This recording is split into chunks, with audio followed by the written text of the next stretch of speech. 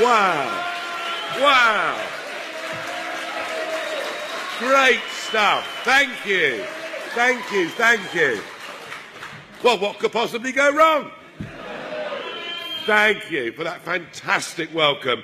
Do you know, I have spent 25 years of my life fighting against the new, undemocratic, bureaucratic, and increasingly authoritarian form of rule that comes from Brussels. And I've got to tell you, the day my fellow countrymen, on June the 23rd, 2016, despite the threats, despite the bullying, voted for our country to be free again, was the proudest day of my life.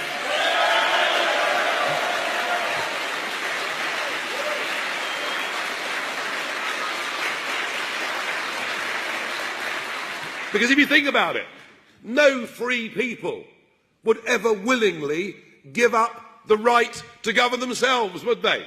They wouldn't do it. It doesn't happen through the history of mankind, and yet it happened to us because all the way through, going back 45, 50 years, we were assured, don't worry your little heads, this is just about trade. It won't affect your sovereignty, it won't affect your independence, and I'm sure you've heard one or two of those arguments here in the Republic of Ireland. The whole thing, frankly, has been a gigantic con from the word go. And I'm pleased to see that since the Brexit vote, we've got Eurosceptic parties springing up right across Europe. In Sweden, a Eurosceptic party currently tops the polls. In France, there are now a variety of Eurosceptic parties on both the right and the left. In Germany, a brand new Eurosceptic party achieved nearly 100 seats in the Bundestag. And if you go to the east of Europe, if you go to Hungary, you go to Poland, you go to the Czech Republic, you go to Slovakia, just look at what those prime ministers are standing up and saying about the attempt by Brussels to impose migrant quotas on them. Just look at what they're saying.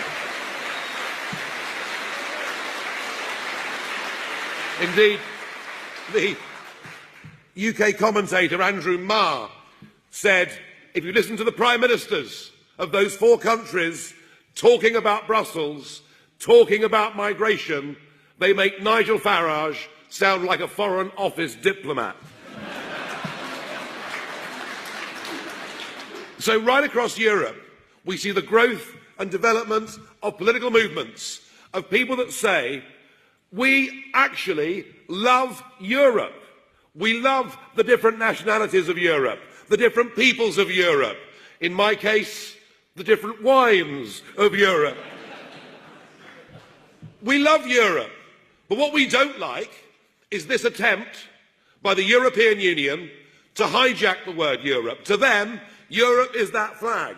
Europe is that anthem. Europe are those glass and steel structures. Europe are tens of thousands of highly paid bureaucrats. And they think, because they've got all of this, that they own Europe and the word. Well, they don't. We, the individual countries and peoples of Europe, we own the word Europe, not them.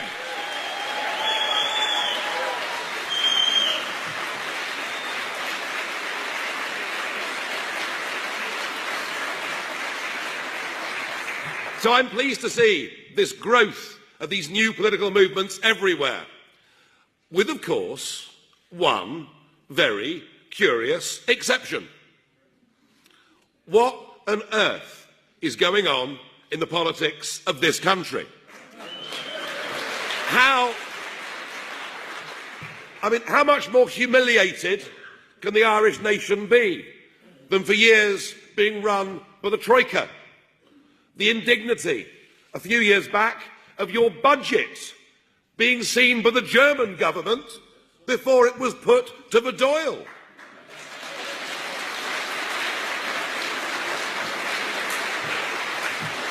You are now not even a net beneficiary anymore.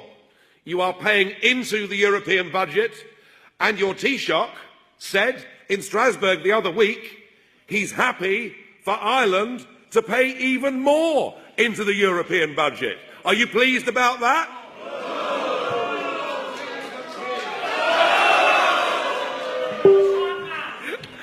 Yes, he's happy for you to pay more. You've heard this morning just how much you've lost by giving away what should be yours, 200 miles of the Atlantic Ocean.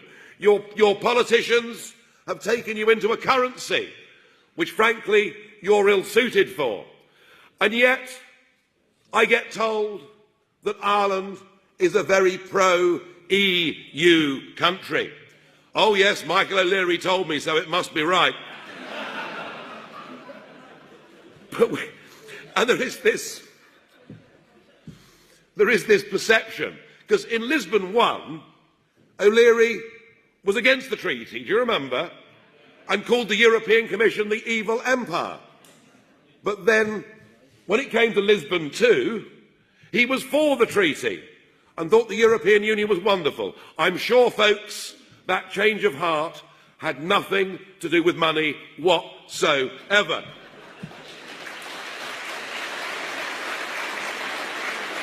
But we're always told Ireland is a pro-EU country. Varadkar said it when he was in Strasbourg the other week.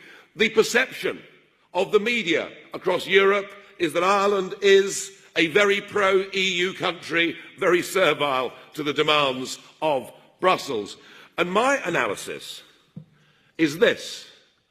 I don't think Ireland is a pro-EU country. I think the political, media and big business class of Dublin, they're the ones. They're the ones. Oh, they love it. They love it. You want to meet the Irish men and women that work for the European Commission. I meet them. They love it. And what's not to like? 16% top rate tax, 10,000 civil servants in Brussels earning more than the British Prime Minister, 7 or 8 weeks holiday a year, no chance of being sacked if you're incompetent. In fact, from what I can see, you probably get promoted.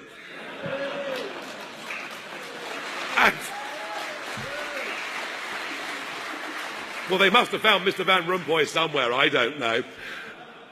And probably the best pension deal any of these men and women are going to get anywhere in the world. For them, what's not to like?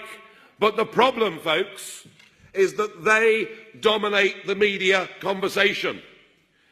And whilst there are people, individuals in this country, some independent politicians, academics, some journalists, whilst there are people in this country that will stand up and make the counter-argument, what you do not have in this country is an organised, mobilised organisation that is out there with the absolute distinct attempt from day one to take away from the politicians their votes. Because if I learn anything in UKIP, however good an intellectual argument may be, however powerfully you make a point, it's only when they think they might lose their job because of you that they start to sit up and listen.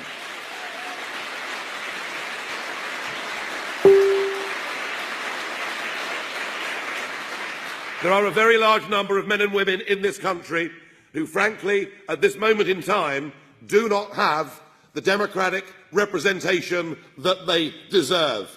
And that is something, I think, well, it's up to you, of course, but I think that is something in a democracy that needs to be put to an end. And those of you that are here today and are keen and enthusiastic and believe that the nation state is the building block, the essential building block, that democracy is the system that we wish to live in, it is incumbent now upon you to organise, to mobilise and to put up candidates and to fight those European elections in just 15 months from now, because you will win elected representation.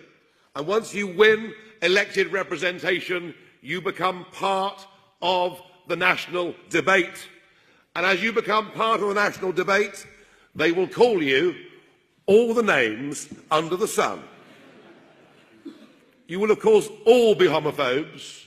You will all be racists. You will all be xenophobes. You will all be bigots. And this is because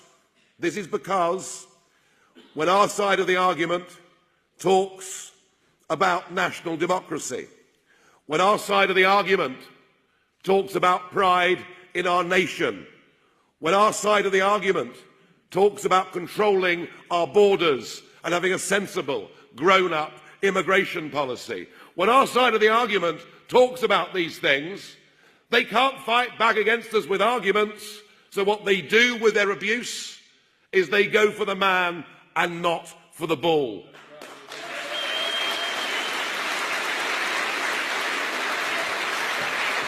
But actually,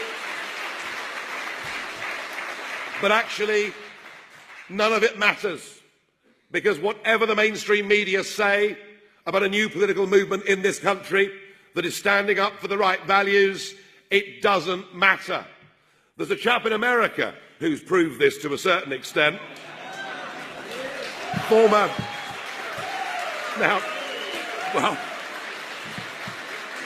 Now, whether you like Trump or not isn't really the point. But what did the Donald do?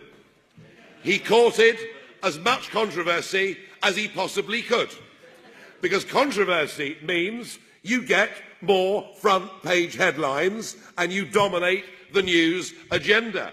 And he allied that to an extraordinary use of the medium known as Twitter. And by using Twitter, he goes round the back of the political class, the media class, the big business class. He reaches straight to American men and women and voters, and he's now got 47.6 million followers. Can I suggest that whatever happens in Ireland, that you make sure that mobilisation of the internet is absolutely up there as one of the top things that you must do.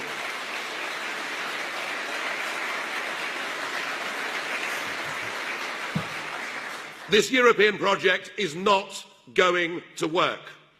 Europe has been divided from north to south by the euro. The euro has been bad for Ireland, but arguably it's been a total catastrophe for countries like Greece. And economic and monetary union is not going to work in Europe unless the Germans become like the Greeks, or the Greeks become like the Germans. And far from making this a union in which countries are coming together and people are getting friendlier, we now actually see north-south enmity because of the capital transfers required to keep those Mediterranean countries in the euro. So we have that split. And we also have an east-west split. These prime ministers in Hungary and Poland mean business. These people lived under Nazism. They lived for decades under communism. When the wall fell, they reached out to the West and they held our hand, because we offered them not just the European Union, we offered them NATO membership as well. So that is why they so enthusiastically joined the Union. But now I hear my Polish and Hungarian and Czech friends saying, in fact I was with Václav Klaus this week, the former Czech president, and he said, it looks to me like my country is going back into a new form of communism, where your parliaments are overruled, your courts are overruled. So this union will not work. It does not work. It is increasingly unloved by the peoples of Europe. We, in the Brexit campaign, I think I can say, have more than done our bit thus far. But now it is time for you to make these arguments, to organise and to mobilise in this country, and I wish you Godspeed in doing so. And if I can ever be of any help or any assistance, I'll hop on a plane to Dublin and come and give it to you. Thank you very much.